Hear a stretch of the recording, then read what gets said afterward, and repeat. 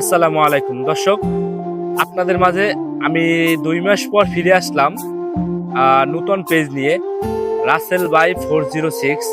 আর আপনারা তো সবাই জানেন, অনেকদিন ভিডিও দেখতেছেন না। আমার ভিডিও যে পেজটা ভিডিও ছাড়তাম ওই পেজটা হ্যাক করে নিয়ে গেছে। আমার জানি না যে কে নিয়েছে, যদি জানতে পারতাম তাহলে আপনাদের মাঝে বলতে পারতাম যে কি নিয়েছে। শুধু জানি এতটুকুই যে হ্যাকাররা নিয়ে গেছে আমার পেজ, মানে পেজটা। তো অত কথা বলতে চাই না, যে আপনাদের ভালোবাসায় আমি অনেক দূরে এগিয়ে গেছিলাম। আমার অনেক একটা ভিডিও ছাড়লে যদি বিকেলে ছাড়তাম, সকালে উঠে দেখতাম 5,000 10,000 ভিউ হয়ে যেত। তারপর আমার 2টা ভিডিও ভাইরাল হয়েছিল আর মনিটাইজেশন আসছিল আমার পেজে। কিন্তু আপনাদের মাঝে এই পেজটা নিয়ে আসছি কেন, এটা একটু শুনেন। আমি আমার ওই পেজটা যাওয়ার পর আমি ভেঙে পড়ছি।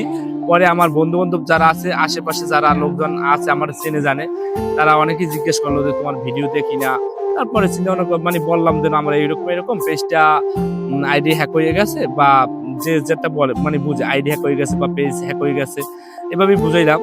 আর আমারও অনেকে মানুষের বুঝাইছে, দেখ তাই যখন ওইটা বাদ হয়ে গেছে, নষ্ট হয়ে গেছে, তাইলে আরটা নতুন করে খোল। তোর তো জনপ্রিয় তো আছে, মোটামুটি সবাই ভিডিও দেখে, সবাই সামনে গেছে বা চিনবে যারা, তারাই সবাই একটু শেয়ার করবে।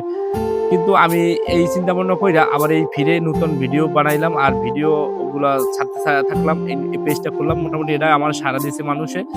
আর আমি এইটা বলতে চাই যে আমার এই পেজটা আপনারা মানে আমার ভিডিওটা যারা দেখবেন, এই ভিডিওটা দেখার পর একটু শেয়ার করে দেবেন। আপনাদের কাছে রিকোয়েস্ট করলাম, হাত জোর করলাম, এই ভিডিওটা শুধু শেয়ার করে দেখবেন।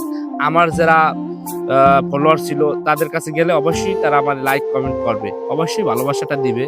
আমার 8-10 হাজার মানুষে কমেন্ট করছে, হয়তো 10,000 মানুষের যারা কমেন্ট করছে অনেকেই আমার চিনে না, কিন্তু ভালো লাগার পরে আমারে কমেন্ট করছে। কিন্তু এইসব লোকেরা আমারে যদি মনে করেন যে 10,000 মানুষে যদি আমার কমেন্ট করে, এইখানে যদি আমি 3,000 মানুষের কমেন্টও পাই বা ফলো পাই, তাইলেও আমি অনেক দূরে এগিয়ে যাব।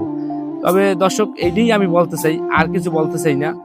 যে খুব খারাপ লাগে এইটা, যে এক জায়গায় দাঁড়াইলে বা এক জায়গায় এক স্থানে গেলে অনেকে আমার চিনে, যারা এই পটুয়াখালী জেলার মোটামুটি অনেকেই চিনলে তারা জিজ্ঞেস করে যে রাসেল ভাই আপনার তো ভিডিও দেখি না, তখন খুব খারাপ লাগে ভাই।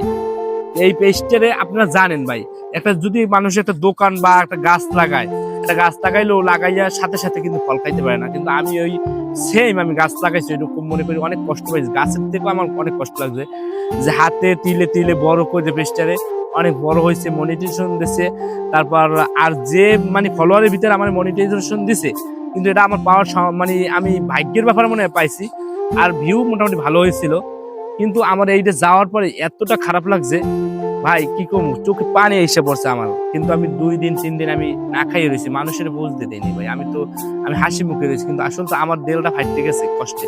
কিন্তু আপনাদের কাছে এইটুকুই রিকোয়েস্ট, আমার এই ভিডিওটা যারা দেখবেন সবাই একটু শেয়ার করুন ভাই, একটা ফলোয়ার লাইক। কিন্তু আমি একটা চাও চাই না, একটা পানও চাই না, বা 5 টাকাও চাই না, 10 টাকাও চাই না। কিন্তু আমি চাই ভাই আপনাকে ভালোবাসার মাঝে আবার একটু ফিরে আসি, 2টা ভিডিও করতে পারি, বা আনন্দ লাগে একটা ভিডিও করলে যেরকম, ওই রকম যে আবারও আনন্দটা পাই।